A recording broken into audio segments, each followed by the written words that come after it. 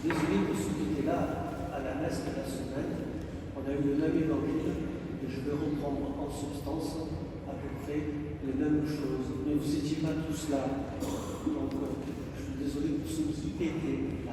Je regarde Marie-Françoise et Saint-Micheline parce qu'ils font partie de ceux qui ont déjà entendu en partie ce que je vais dire. J'aimerais que l'on puisse accueillir ce texte pour chacun de nous si vous le voulez bien. J'ai l'impression que des fois, dans notre Sainte Église catholique, on a tendance à mettre la Vierge Marie sur un piédestal, un peu comme là, vous voyez, la statue, elle est bien au-dessus de nous. Et nous n'oublions pas que Marie reste une femme, une humaine, comme nous. Et moi, j'aime bien les similitudes qu'on pourrait développer entre ce que nous vivons nous et ce que vit la Marie, cette simple femme. Voilà. Même si nous le savons bien, sa vocation, elle, restera unique et particulière, devenir la mère d'un Dieu, ça, je vous l'accorde, je ne pense pas que le Seigneur reproduira l'expérience. Donc nous sommes tranquilles à ce niveau. Mais comme elle, le Seigneur certainement s'adresse à chacun de nous, même si ce n'est pas par l'intermédiaire de son ange, et certainement attend de chacun de nous, bien que, comme Marie, nous engagions notre vie ou notre réponse à ce qu'il nous propose.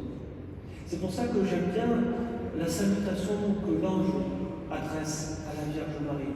Chers frères et sœurs, je vous invite à l'accueillir pour vous ce soir, ce que l'ange dit à Marie. Je te salue, comblée de grâce, le Seigneur est avec toi. J'aimerais que nous aussi, chacun de nous puissions nous considérer comme des comblés de grâce. Effectivement, depuis que nous avons été créés, depuis notre naissance, le Seigneur s'intéresse à nous. À combien plus forte raison, lorsque nous avons été baptisés officiellement, nous sommes devenus enfants de Dieu à ce moment-là, fils et filles de Dieu. Ne sommes-nous pas dès à présent, dès ce moment-là, vous voyez, ça remonte à loin peut-être pour certains, comblés de grâce. L'Esprit Saint qui va venir couvrir de son ombre la Vierge Marie, nous l'avons reçu, nous aussi, au baptême. Il repose sur chacun de nous, peut-être pas de la même manière aussi forte, mais il est là, bien présent dans nos cœurs et dans nos vies. Si on le laisse un petit peu s'exprimer, on va s'en rendre compte. Il est bien présent, cet Esprit de Dieu, qui nous est donné et redonné sans cesse.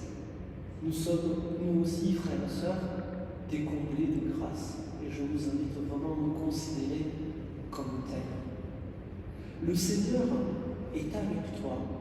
N'est-ce pas le nom que Jésus va adopter? Jésus, ça veut dire Dieu sauve, et on va lui donner un deuxième prénom, ou un deuxième nom, qui est Emmanuel, suite à la prophétie, vous savez, du livre Isaïe.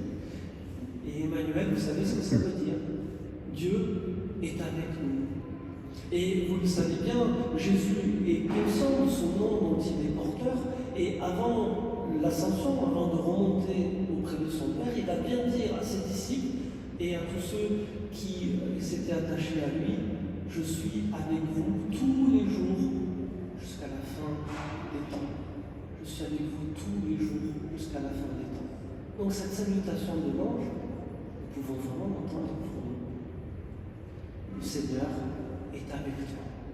Jésus ne nous a-t-il pas dit, là vous serez 2 ou 3 réunis en mon nom, je serai là au milieu de vous. Et que je sache, on est un petit peu plus que 2 ou 3 ce soir. Le Seigneur est vraiment là avec nous, s'il vous plaît, n'en doutons pas. Autre élément que j'aimerais souligner, c'est la réponse de la Vierge Marie à l'ange. Il y a quelque chose de très délicat, vous voyez-vous, dans cette annonce que fait Gabriel à Marie, il y a le respect de la liberté. Marie aurait pu dire non à ce qu'on lui propose. Elle avait le choix, comme chacun de nous. Et s'il y a bien une chose que le Seigneur respecte profondément, parce qu'il nous a créés comme tels, c'est notre liberté. Et là aussi, on voit toute cette délicatesse dans l'annonce de l'ange qui annonce à Marie ce que le Seigneur lui propose, et il attend la réponse. Marie a une question un peu technique pour demander mais comment ça va se passer? Voilà. Parce qu'il s'agit d'enfanter, et elle ne connaît pas d'homme, elle sait comment ça marche. Voilà. Donc, voilà. Mais, mis à part cela, vous voyez que l'ange est là. Il ne la quitte qu'une fois que Marie a répondu.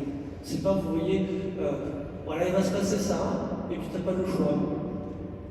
Débrouille-toi, puisque le Seigneur va faire comme tu peux, mais non, voilà, il y a cette délicatesse de la part de Dieu. Et j'aimerais que nous puissions nous aussi considérer la délicatesse que le Seigneur a à l'égard de chacun de nous, dans le profond respect de notre liberté.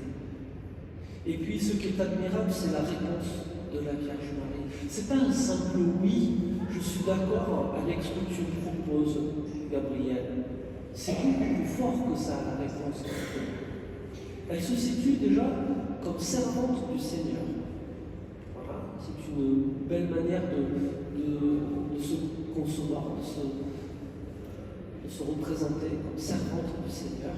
Et en tant que telle, elle accepte de conformer sa vie à la parole de Dieu. Vous voyez, c'est pas juste ouais, vas-y, fais ce que tu dis, c'est que tout manière selon ta parole. Et la parole de l'ange, c'est la parole de Dieu. Et vous voyez comment, c'est en cela que Marie est vraiment sainte, c'est parce qu'elle accepte que sa vie soit modelée par la parole de Dieu, par le Verbe de Dieu, celui dont on va célébrer la naissance demain et après-demain. C'est lui, la parole de Dieu. C'est lui, le Christ. Et elle peut d'autant mieux l'accueillir dans son cœur et dans sa vie, parce qu'elle accepte justement que la parole s'accomplisse, la parole de Dieu s'accomplisse pour elle. Alors cela nous met, nous, devant cette réflexion de se dire comment le Seigneur nous parle-t-il, comment le Seigneur nous adresse-t-il sa parole, bien sûr, par les textes sacrés qui sont à notre portée. Dieu merci maintenant. On peut tous lire la Bible, on peut tous lire l'Évangile. C'est comme ça qu'on a accès à la parole de Dieu. Et vous savez bien qu'en lisant les textes, souvent, le Seigneur nous parle. Lire, c'est écouter la parole de Dieu. Voilà des moyens qui nous sont donnés. Et puis peut-être que le Seigneur, parce que lui il est grand, nous parle de maintes et maintes manières diverses et variées, peut-être dans nos rêves, peut-être des intuitions comme ça qui nous donnent des flashs, je ne sais pas. À chacun de nous de discerner comment cette parole, elle résonne dans nos cœurs et dans nos vies.